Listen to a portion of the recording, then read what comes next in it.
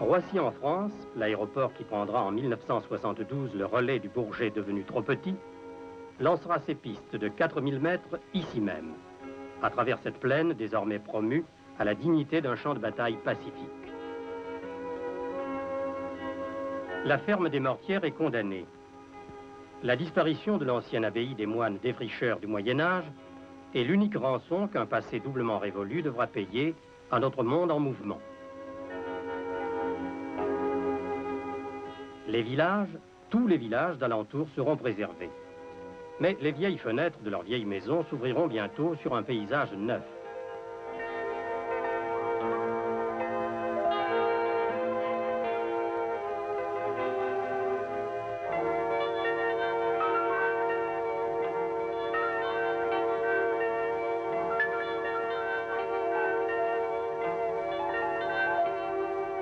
Le chantier commence tout juste à s'animer et ne laisse rien deviner encore de l'extraordinaire mutation que vont connaître les 3000 hectares du futur aéroport. Rien n'annonce encore l'infrastructure immense qui fera naître dans peu d'années plus de 60 000 emplois nouveaux. Voici les détachements précurseurs de la puissante armée des bâtisseurs, d'abord chargés des tâches d'avant-garde de l'organisation du terrain.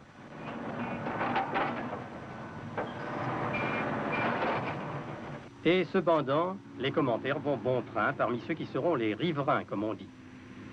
Je pense que le nouvel aéroport du Paris Nord nous fera un bien considérable. Ça nous amènera quand même une plus forte clientèle que nous avons déjà. Et puis, pour l'extension de la commune, je pense que ce sera parfait aussi. Pour nous, s'ils nous coupent la route, c'est une catastrophe, quoi. Il n'y a plus de commerce possible. Mais si par contre ils nous la laissent, on n'aura plus de trafic, ça serait qu'un bien.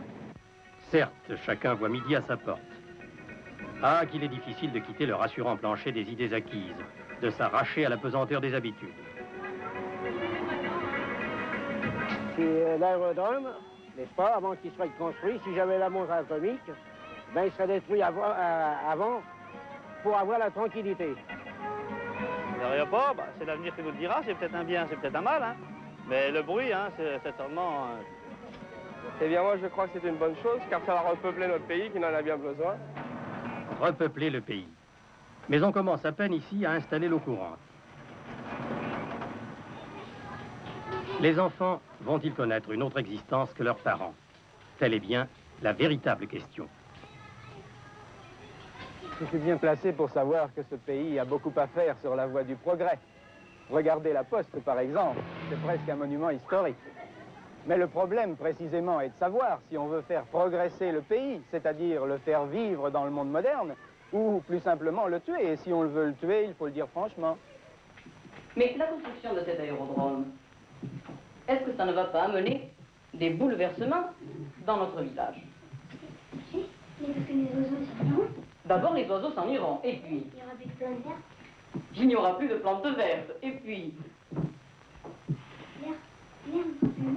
L'air ne sera plus le même, et peut-être bien. Et est-ce que ça ne va pas changer complètement la vie dans Rivière-les-Loups? Si.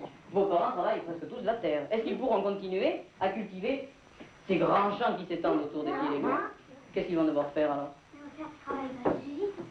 Ils vont devoir travailler dans les usines. Mais dans les usines.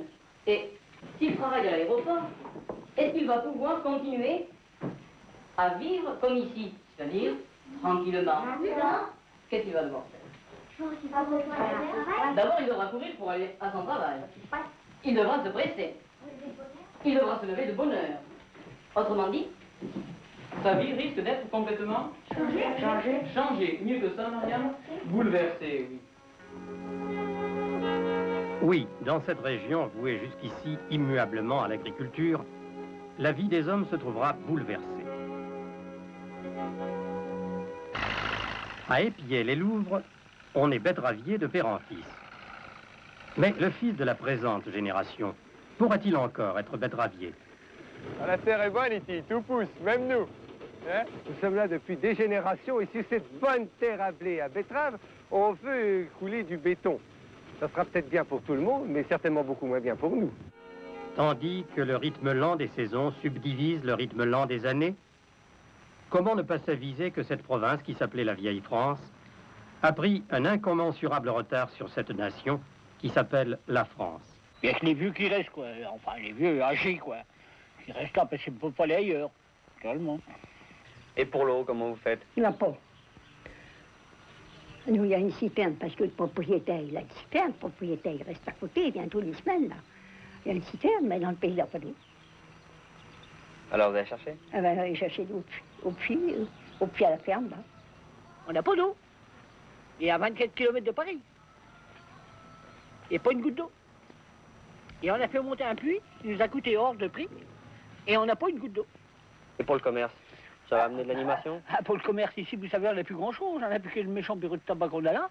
Et s'il disparaît, ben, on n'a plus rien du tout. Alors, vous voyez, un pays comme on est, hein.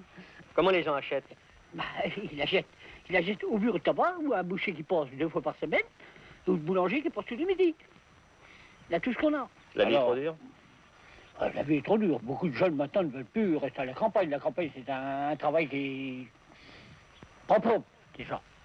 Une chose, c'est un travail qui n'est pas propre. Alors les gens ne veulent pas rester ici. Beaucoup de jeunes vont travailler à Paris. Même nos enfants, mes neveux, mes nièces, tout ça, ils vont travailler à Paris. Puis je ne voudrais pas qu'ils travaillent dans l'agriculture. Et moi, il y a tellement longtemps que je travaille dans l'agriculture, pour eux, c'est un travail qui n'est pas propre. Et pas payé. Et pas payé. Vous comprenez? C'est pas payé. Alors, à Paris, direct. Vous comprenez?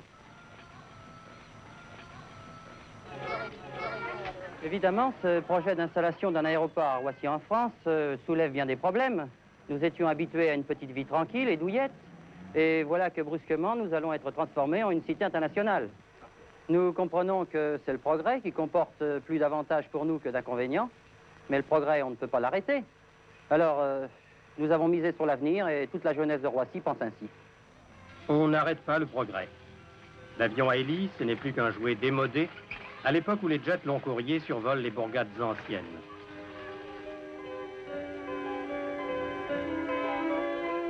Pour les enfants d'aujourd'hui, le Concorde fait tout naturellement partie de ces réalités quotidiennes dont leurs parents mesurent mal à quel point elles vont transformer l'existence de chacun.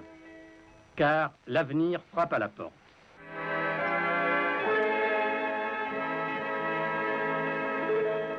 Et c'est pourquoi le nom de Concorde, ce nom significatif et tout plein d'espérance, est également le mot de passe qui va permettre aux habitants de Roissy en France, du Mesnil-Amelot, d'Épier-les-Louvres, de Mitry-Mory, de Tremblay-les-Gonesse et de Morgard, d'entrer de plein pied tout à la fois dans un monde nouveau et dans un âge nouveau.